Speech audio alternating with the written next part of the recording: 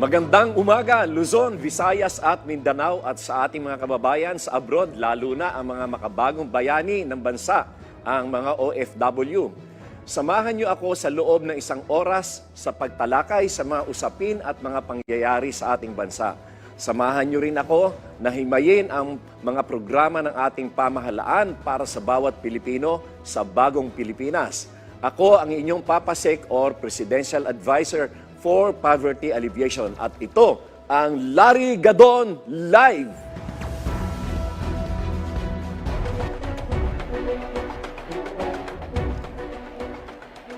Isa sa pangunahing layunin ng administrasyon ni Pangulong Ferdinand Marcos Jr. ay ang makalaya ang mga Pilipino sa kahirapan. Kaya naman sa kanyang pamumuno ay inilunsad niya ang mga Gutom 2027, Walang Gutom 2027, food stamp bilang flagship program ng pamahalaan noong nakaraang taon. Layunin ng programang ito ay mabawasan ang mga gutom at mabigyan ng pagkakataon na makabili ng masustansyang pagkain ng ating mga kababayan at 1 milyong mahihirap na pamilya sa bansa. Ang programang ito ay nasa pangangalaga rin ng Department of Social Welfare and Development sa pangunguna ni Secretary Rex Gatchalian. Kaugnay nga niyan ay makakasama natin si Department of Social Welfare Development Secretary Rex Gatchalian. Magandang umaga, Secretary Rex. Good morning, Sec Gadon, Sec Larry. Maraming salamat for having me again, for having me this morning. Alam nyo, malaking karangalan ang makasama sa programa nyo para ma-explain itong mga bago naming programa. Oo, marami talaga tayong dapat na maipaliwanag sa ating mga kababayan ang mga tungkol sa mga programa ng DSWD sapagkat itong anti-poverty program ng ating Pangulo ay isa sa kanyang pinakaunang-unang prioridad sa kanyang administrasyon. At maari mo bang maipaliwanag kung itong food stamp, kasi ito isang bagong programa na inilagay ng Marcos administration, ito ay bukod doon sa mga dati na pinapatupad ng DSWD.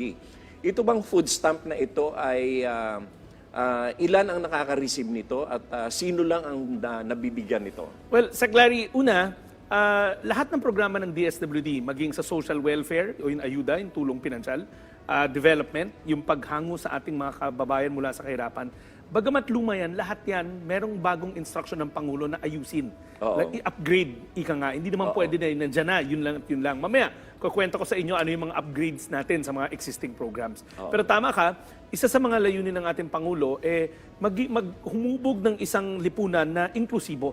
Na walang nagugutom, walang mahirap. Alam nyo, ang goal ng ating Pangulo nga, single digit na poverty incidents by the time na bumaba siya sa pwesto. Pero kung iisipin din natin, ang bilis ng development ng economic side, the President has been doing quite well in terms of pumunta sa ibang bansa para humikayat ng mga investment. So paglago ng ating ekonomiya, importante na ang bawat Pilipino kaya sumalo ng biyaya ng economic growth. Mahirap kasi sumalo ng economic growth kung nagugutom ang isang tao. Pag kumakalamang sikmura. So in an inclusive na community, dapat lahat tayo, pagdating ng investments na yan, kaya natin saluhin yung mga benepisyo. Kaya nga, ginawa itong Walang Gutom program kasi sa huling talaan ng Philippine Statistics Office, may 1 milyong Pilipino na rated food poor. Food poor, ang food poor, ang pinakamahirap sa mahirap. Iba pa to sa poor. Ang poor, ibig sabihin, mahirap ka pero nakakabili ka ng pagkain.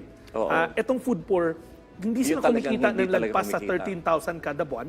So talagang pagkain lang, hindi na sapat makabili. So ang ginawa natin, in-identify natin yung 1 million na food poor families at bibigyan niya ng food credits. Hindi cash ang ibibigay, kundi meron silang electronic benefit cards, parang ATM. Pupunta sila sa accredited na retailer at pipili lang sila ng mga pagkain na nasa menu.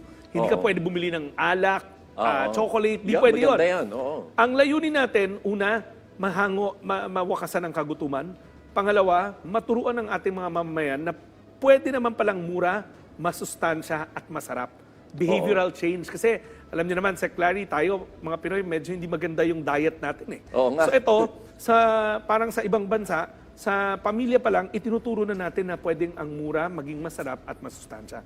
And pangatlo, gusto rin natin na makatulong sa agriculture sector natin. Oo, Kasi tama. ito farm to table to. Oo. Ibig sabihin, yung mga accredited na mga kooperatiba, retailers sa lugar na yon, sila rin yung makikinabang, hindi na tayo hahanap pa sa iba. Tama. And panghuli, partner natin dito ang Department of Labor and Employment, Oo. sila Sec Benny Laguesma, ang TESDA, kasi may kondisyon to. Hindi porket pagi ka ng programa, tapos na. Kung hindi, ngayon ang theory namin, ngayon na nabibigyan ka ng sustento sa pagkain, may enerhiya ka na para maging produktibo. So magtrabaho ka.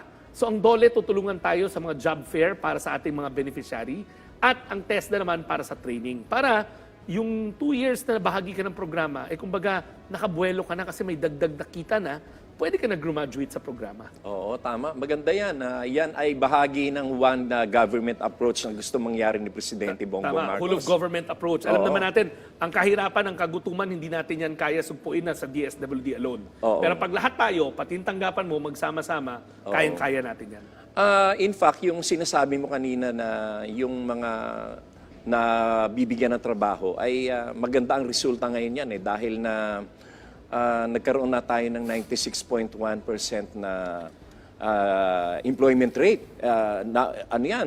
Highest in 18 years. Kaya maganda talaga ang mga ginagawang programa ngayon ni Presidente Bongbong Marcos. Sa Clary, tama yan. Kaya nga sabi nga ng Pangulo, kailangan yung economic growth, yung paglago ng ekonomiya, lahat tayo makikinabang. Oo, tama. Pero alam natin na siyempre may mga vulnerable, itong 1 milyong Pilipino, pamilyang Pilipino na food poor kung tawagin. Kung gutom ka, kumakalamsik mura mo, wala kang gana magtrabaho di ba? Oo, Alam mo naman tama, yun, oo. wala kang enerhiya magtrabaho. So dito, 3,000 kada buwan na food credits, hindi Oo. cash na ibibigay ito, food credits. ang Napakagandang matatanggap idea nila. niya na ginawa ng Marcos administration kasi meron tayong mga problema dati doon sa basta ayuda lang, pera at kung saan-saan nila nagagamit. Pero ito talagang nakalaan lamang doon sa pagkain na pwede nilang makuha doon sa mga accredited stores. Tama. At kung matatandaan natin, isa sa mga campaign promise ng ating Pangulo noon, yung pangarap niya, wala ng gutom. Oo. So ito, wawakasan natin ang kagutuman.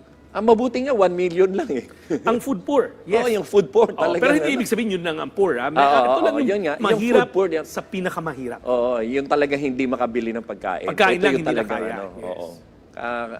Magandang social protection program ito. Ngayon, sino ang nagtatalaga or sino ang nag-evaluate kung sino ang mga entitled dyan sa benefits ng food stamp na yan? Well, sa Claria, una, nakapilot pa lang tayo. Oo. Ang pilot natin magwawakas nitong buwan na to. Oo. 6 na buwan na tumakbo yung pilot natin kung saan 5,000 pamilya ang naging benepisyaryo muna. Kasi siyempre, sa okay. isang bagong programa, hindi mo pwedeng biglayin. Lahat, oo, bigla Kailangan, agad, oo. pag-aralan mong moody para makita mo kung ano ang gagana, alin ang hindi gagana, para pag-scale up mo, maayos na. Oo, maayos Ngayon, na yung, come July till sistema. 1 year, 300,000 ang magiging first round na scale up. And then okay. sa second year, 600 plus another 300,000. Then hanggang maabot natin yung 1 million. Gradual ang scale up. Now, kung matatandaan nyo, meron tayong national na survey-based na poverty database. Yung tawagin listahanan. Oo. Matagal na yan. Nasa DSWD yan. So Oo. ang ginawa natin, pumili tayo ng pinakamahihirap doon, yung zero ang income hanggang sa 1 million lowest percentile ang kinuha natin. Oo. Ibig sabihin yung may 1 million na pamilya na nasa ilalim ng listahanan, yung pinakamahihirap per capita, yun ang gagamitin natin na mga benepisaryo. Siyempre, isa-isa yan susuriin ng ating mga social worker. As we speak right now nga, yung first 300,000 na na-identify na, sinusuri pa rin ulit yon. Ito ay direkta na ini-evaluate o sinusuri ng DSWD as we mismo? speak right now, nakakalat hindi ang yung ating mga social worker. nasa LGU? No. Hindi tayo, ang role lang ng LGU dito is to help us with the logistics. Oo. Siyempre, kontrolado nila yung court, Oo, partners yung natin sila sa oo. logistics. Pero yung Lalo na yung pagsusuri, venue. ang gumagawa niyan, yung mga social worker natin.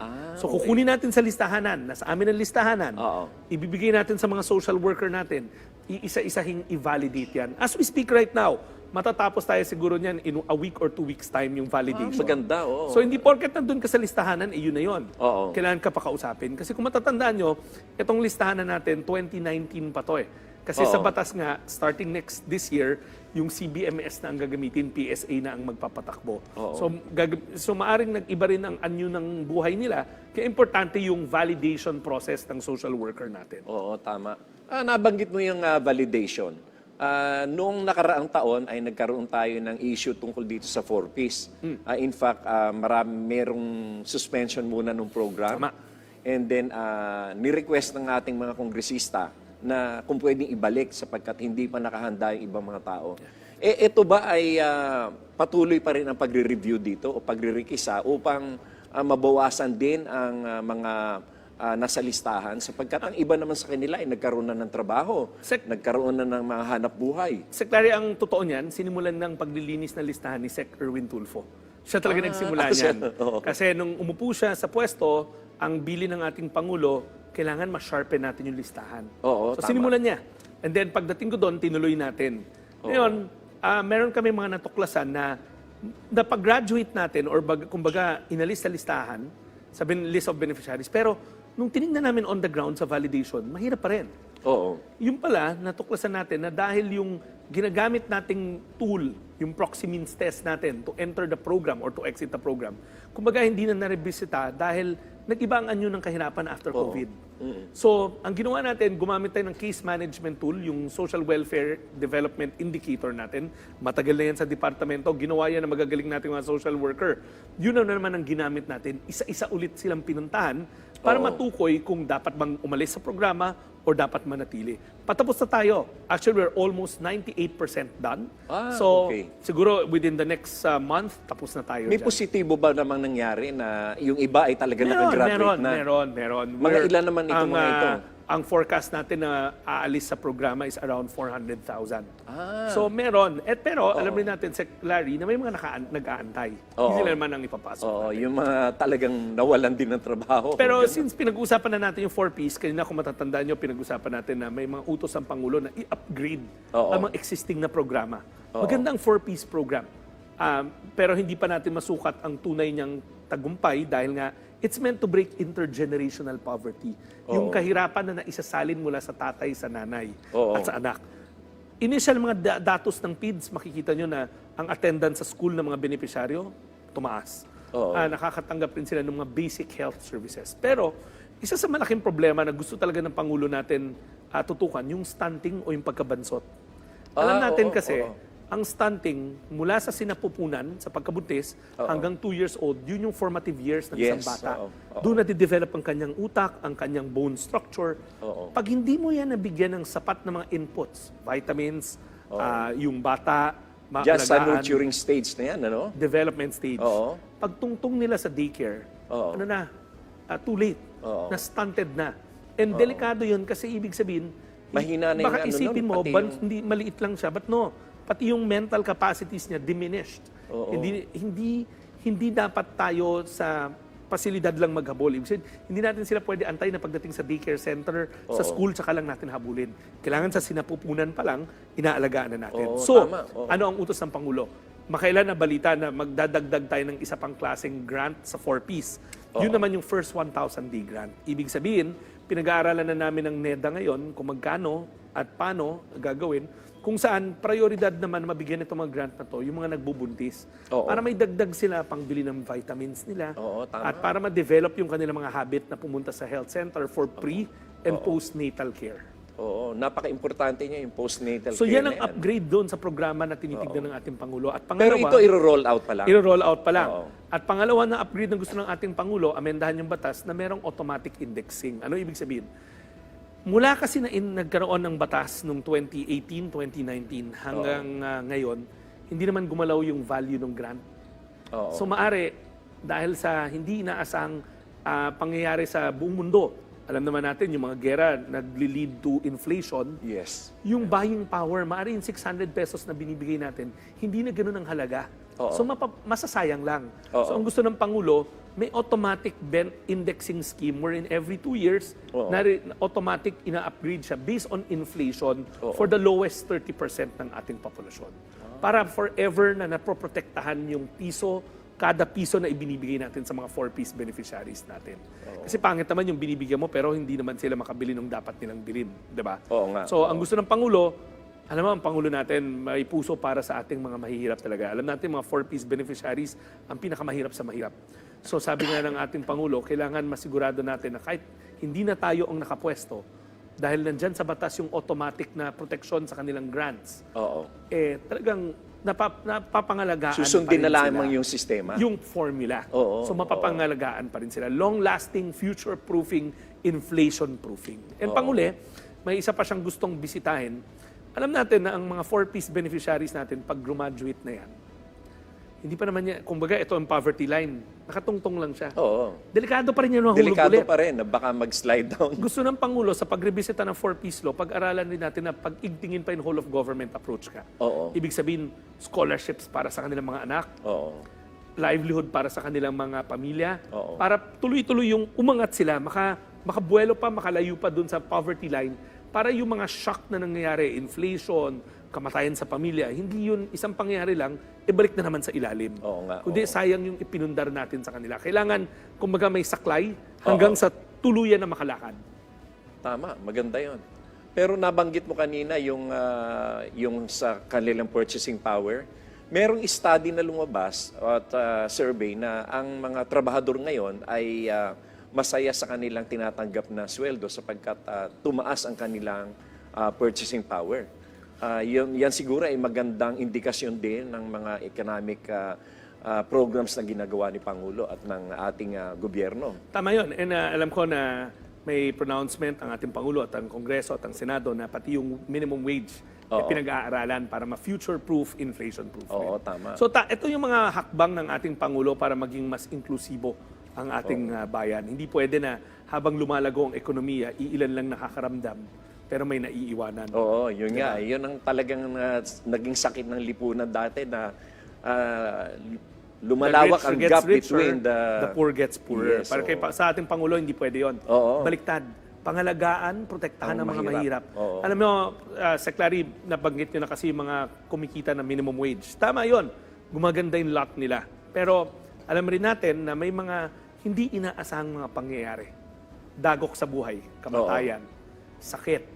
Oo. Itong El Nino sa ating mga yun nga, magsasaka. talagang maraming Itong papasok epekto na La Nina, yung mga calamities.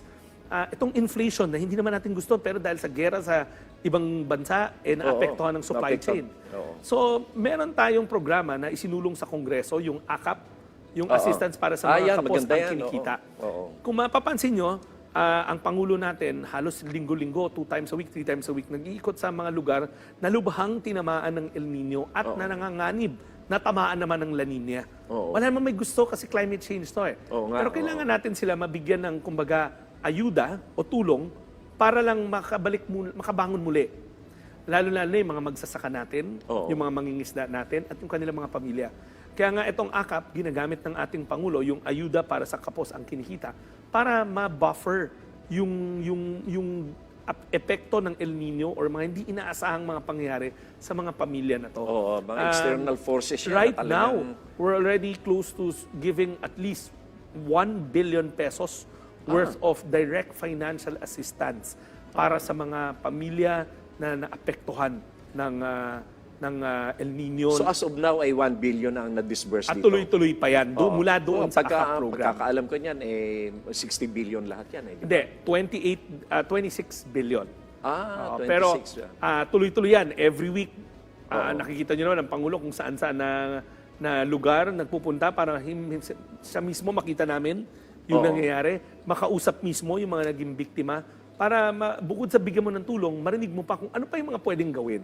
Kasi yung tulong pinansyal, alam naman ng Pangulo, panandalian yan or temporary. Oo. Pero yung development ang importante. Oo nga. Kaya makailan nasa Isabela kami, bukod sa tulong pinansyal sa mga magsasaka na apektado ng El Nino, kasama namin si Secretary Laurel, yung pagpapalawak ng irigasyon. Oo. Pero this time, solar-powered irrigation yung nilaunch. Kakaiba yon.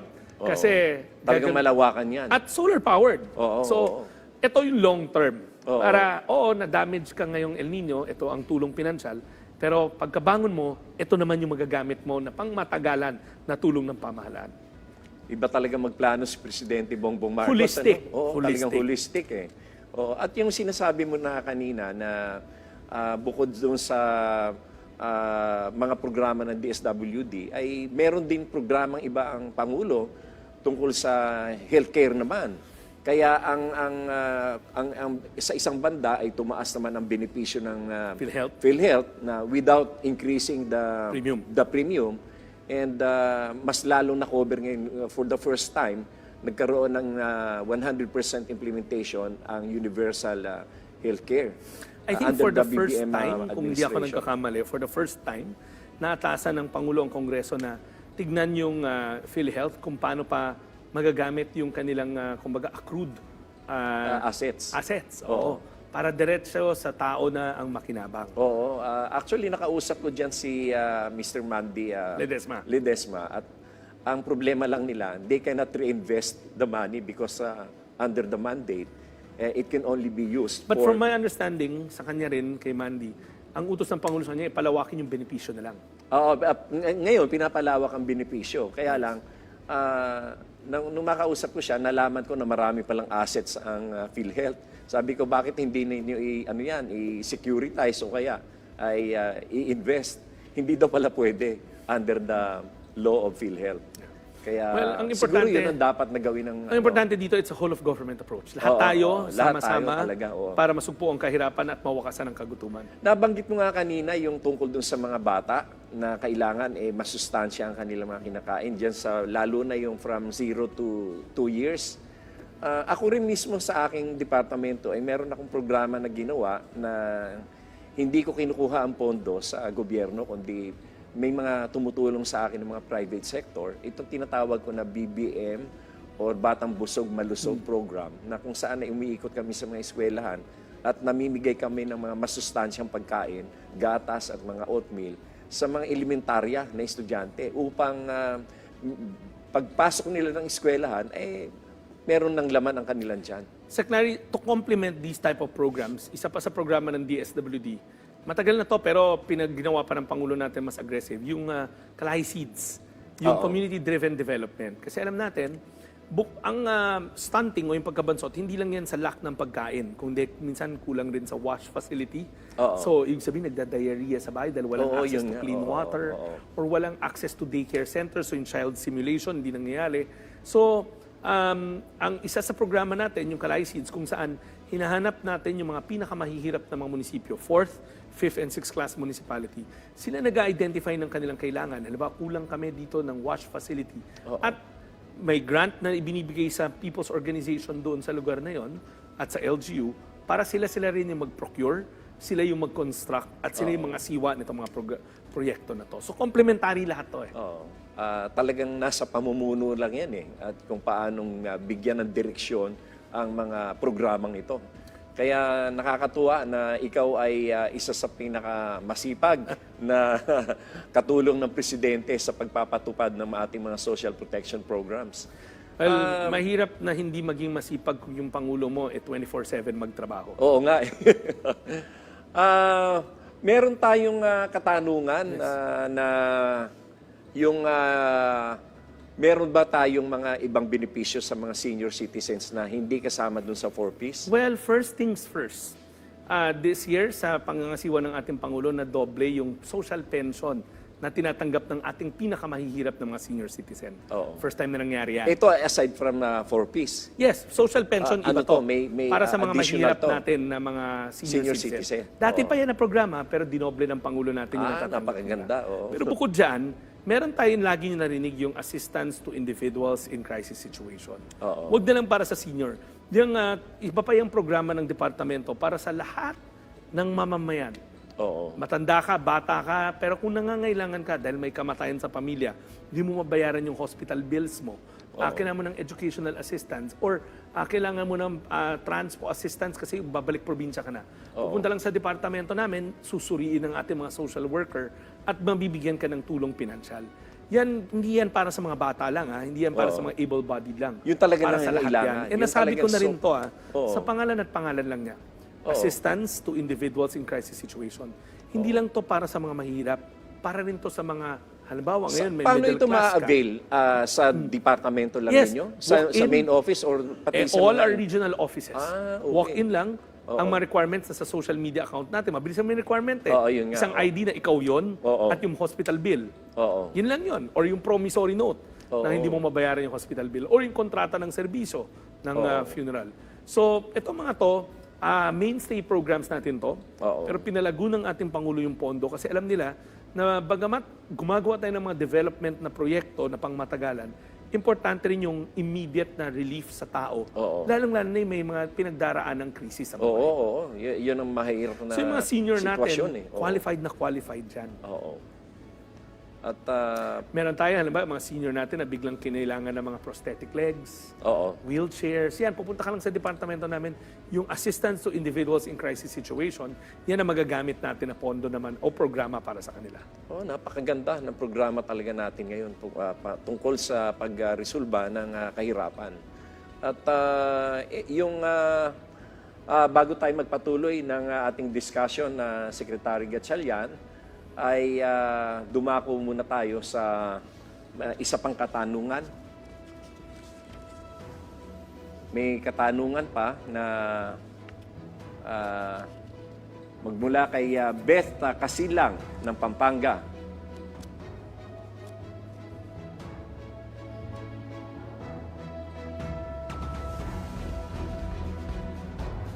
At bukod pa sa food stamp at AKAP at yung 4-piece ay ano pa ba ang ibang programa ng DSWD na makakatulong sa mga Pilipino? Meron pa ba ibang programa? May mga bago tayo. Alam mo, Secretary, meron kaming isang cluster sa aming departamento ng tawag Innovations. Oo. Social Protection Innovations. Oo. Yun yung dahil sa nangyari sa COVID, ang dami nating pamilyang Pilipino na nakatira sa lansangan. Kung makikita mo. Oo. Ito yung mga families in street situation. Dito sa Metro Manila, ang laganap yan. Pero mula last year hanggang ngayon, meron tayong dedicated team. Ang tawag dito, Oplan Pag-abot, kung saan nagre-reach out yung mga social worker natin. Dedicated team yan, 12 sasakyan, close to 100 social workers at development workers na umiikot lang sa Metro Manila. Dahil nandito yung concentration ng mga nawalan ng trabaho dahil sa COVID, dumayo dito dahil naghahanap ng magandang buhay pero biglang wala naman nahanap, so sa lansangan lang. Sila yung pinaka-vulnerable kasi nasa lansangan nakatira. So anong ginagawa natin? Bukod sa kupkupin natin panandalian sa ating mga care facility, ay inuuwi natin sila sa kanilang pinanggalingan pero hindi natatapos doon. May kasamang economic grant yon. Bibigyan natin sila ng panghanap buhay para hindi na sila babalik sa ating syudad. Pasabi ng mga tao, nagawa na yan dati pero bumabalik pa rin. Pero ang kakaiba dito, pinag-igtingan natin yung monitoring, yung mga regional office natin. Sinisigurado na yung mga na-reach out natin sa Metro Manila na binigyan na ng economic grant, nagtatagumpay pagdating doon sa kanilang mga tinatahak. Nagyan kita ng classic example. Makailan, nung December, napansin nyo, ang dami lagi yung mga indigenous people na mamalimos sa lansangan. Oo, tuwing December yung mga yan. Aita, yung mga Badyaw. Pero hindi ko alam kung napansin nyo, nabawasan itong Pasko. Oo nga, So, napuna ko nga. itong team natin, umiikot sila. At isa sa natuklasan natin, yung mga Aita communities natin sa Tarlac or sa neighboring areas like Pampanga. Bumaba dito dahil for lack of equipment, may lupa raw sila. Pero wala naman silang pang saka. So ang ginawa natin recently, we turned over Carabaos sa kanila. So, ibig sabihin... Ano ito sa pakipagtulungan din sa Department of Agriculture, sa kanila kami, doon sa Carabao Institute tayo bumibili ng kalabaw, pero pondo ng DSWD. So, part ng pag-abot program to. Ibig sabihin, tinanong natin ng masusi, kasi dyan magaling yung mga social worker. Oo. Yung kilit na, yung pag-aralan, makinig sa'yo kung ano ba yung rason kung bakit mo ginagawa yung hindi mo dapat ginagawa. Katulad ng pagluwas sa Maynila at magmali mo sa kalsada. At ano yung magagawa ng departamento sa inyo. So, hindi ito yung one size fits all na, ito yung cash tapos na. Kung hindi, meron siyang basic profiling at maunawaan, ano ba yung rason that drove you to the streets of Metro Manila. So, yung mga ganong classic example, yan yung mga bago natin programa para masigurado natin yung pinaka-vulnerable, may vulnerable pa ba doon sa mga nakatira sa lansangan, mabigyan ng maramdaman nila ang kanilang pamahalaan. Dapat talaga pagka nabigyan sila ng hanap buhay, ay makakatayo na sila sa sariling Pero kailangan mo pa rin subaybayan. Oo, Lagi kailangan sinasabi talaga na subaybayan. Merong monitoring dapat at saka may patuloy na capacity building. Oo. At dahil pagka pinabayaan yan, hindi na monitor, babalik na naman dyan sa ganung... Ang difference sa program na to, lahat sila meron silang basic profile sa amin, digital. So pag nakita natin yung ID nila, may ini-issue rin at bumalik sa Maynila, matatrack natin na, bumalik ka na, ano bang naging rason? Ano nangyari sa binigay sa'yo? Oo. Gaano karami ang mga social workers ng DSWD? Marami. Ang buong departamento, wag lang social worker tignan natin, kundi mga development workers rin Oo, natin. oo. Nasa 37,000 tayo. Isa sa pinakamalaking talaga? bureaucrasya sa gobyerno. Pero isa sa mga, sabi nga ito ng Pangulo recently lang sa akin, yung mga social worker na nag-aaruga at kumakalinga sa taong bayan, dapat kalingahin rin natin. Alam mo, marami sa mga social worker natin hanggang ngayon, contract of service pa lang. Kaya matagal na sa departamento. Kaya ang mandato ng Pangulo sa akin, siguraduhin na yung mga talagang matatagal na.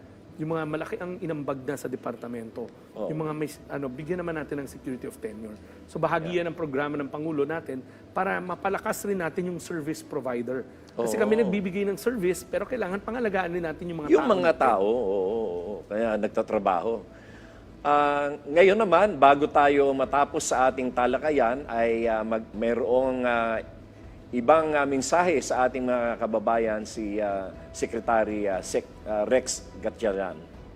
Well, Sec Larry, maraming salamat sa pagkakataon na binigay niyo sa akin, makapanayam kayo. Sa mga nakikinig sa atin sa ating programa ngayon, o nanonood sa ating programa, isa lang lagi ang request ko sa inyo. Ang aming official social media pages or ang aming social accounts, ang dapat niyong subaybayan para sa mga programa natin, para sa informasyon at para makalaban yung disinformation. Nagiging biktima kasi lagi ang DSWD ng disinformation. Ang amin, suriin na mabuti ang pinagkukunan nyo ng informasyon at dapat ang susubaybayan nyo lang yung mga official pages ng DSWD. Maraming salamat, Secretary Rex. At sa mga ibinigay mong mga programa at pinalawanag mga programa. Para sa may katanungan, pwede kayong mag-comment dito sa aming live broadcast na mapapanood din sa Facebook at sa YouTube account ng PTV. Diyan lamang po at dahil magbabalik pa ang Larry Gadon Live.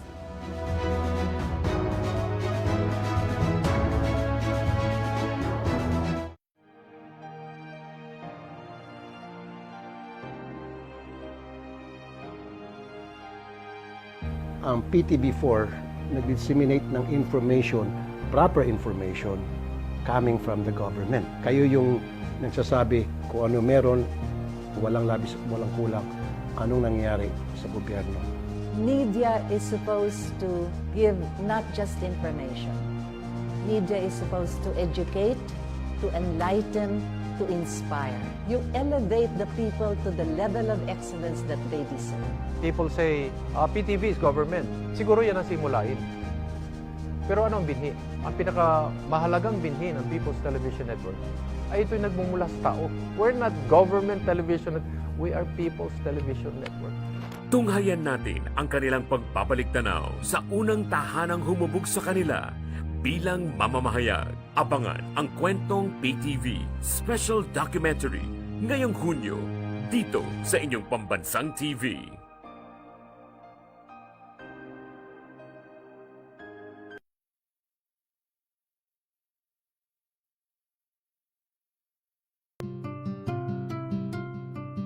In a world and time when so much is changing, there is still so much of our culture that has to be documented and kept alive.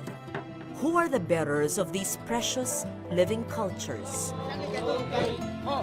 How do they pass on a knowledge transmitted through the ages?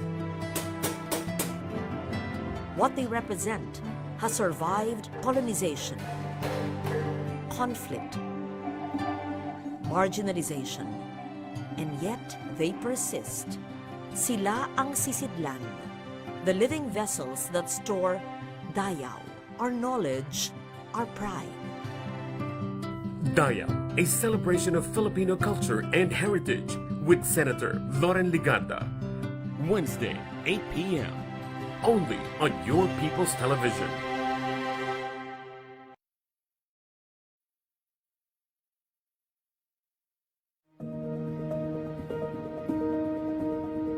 Oh, I fond memories of, at the time it was called MBS4, Maharlika Broadcasting System, now PTV4, na binigyan ako ng break na magkaroon ng magazine program. Ang pangalan nun ay Business Talks.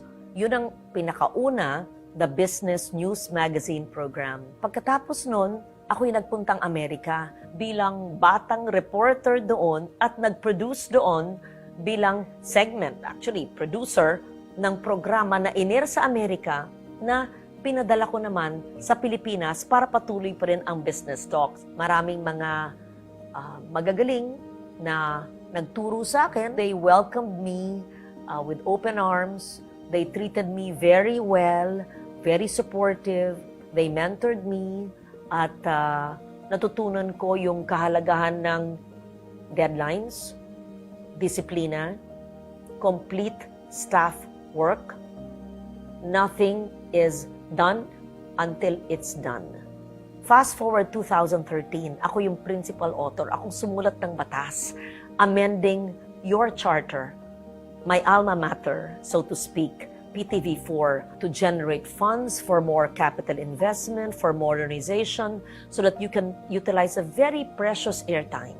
Ako po si Senator Loren Legarda, at ito ang aking kwentong PTV.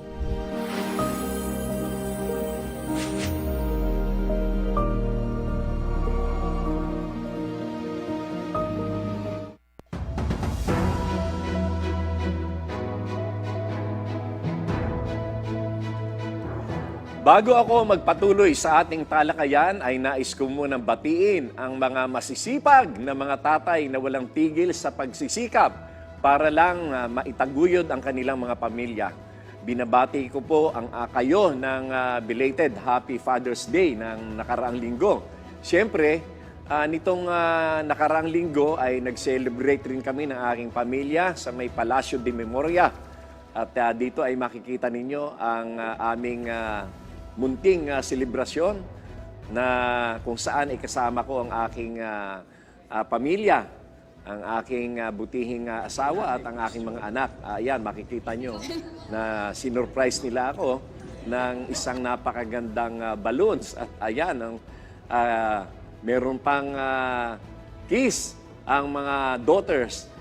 Wala lang sa picture na yan yung aking only son sapagkat siya ay busy-busy noong araw na yon. At meron kasi siyang trabaho. Ito naman ay makikita ninyo sa picture yung kasama ko yung aking mga pamilya, yung aking anak, mga daughters. At yan ay doon sa Palacio de Memoria. Ngayon naman ay nais ko muli kayong handugan ng awitin. At syempre, kasama ko pa rin ang ating pianist na si Maestro Alan Lagasca. No? Tatawid na ako sa kabilang set para kayo ay mahandugan ko ng isang awitin.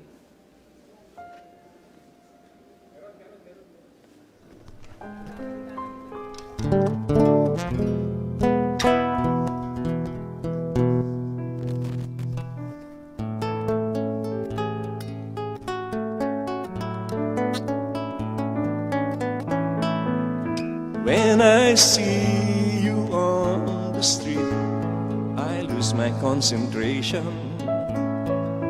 Kasama ko ngayon si Maestro Alan Lagasca at siya ay tutugtog sa aking aawitin. At ito naman ay isang awit na sikat noong panahong 1970s na pinasikat ni Dionne Warwick. Ang title nito ay Yesterday I Heard the Rain.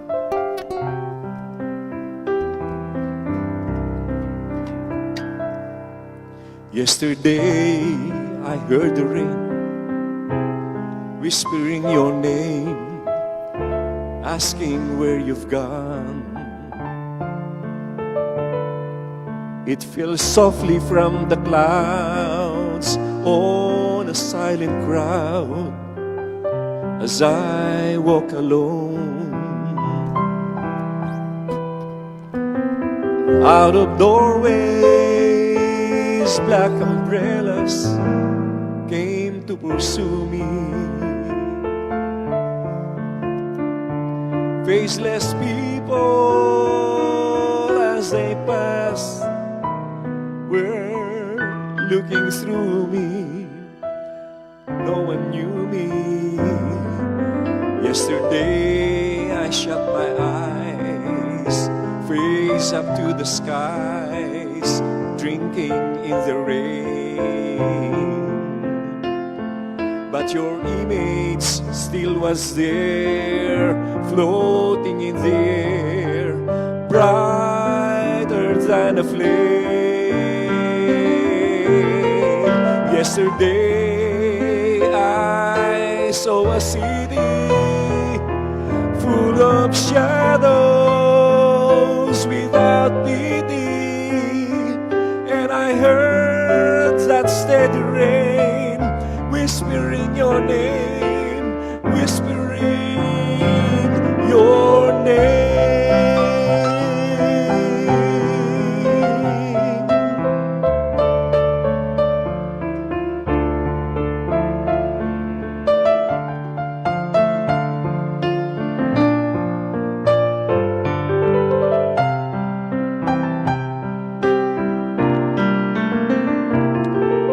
Yesterday I saw a city full of shadows without pity, and I heard that steady rain whispering your name, whispering your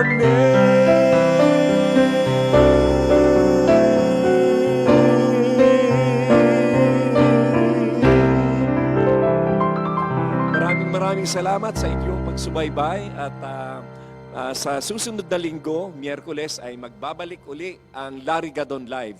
Maraming salamat sa inyong pagsuporta sa programang ito. Magkita-kita uli tayo muli sa isang linggo, Miyerkules alas 11 ng umaga. Maraming salamat.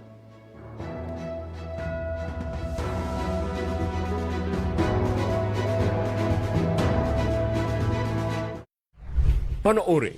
Ang sinabi ng Malinaw.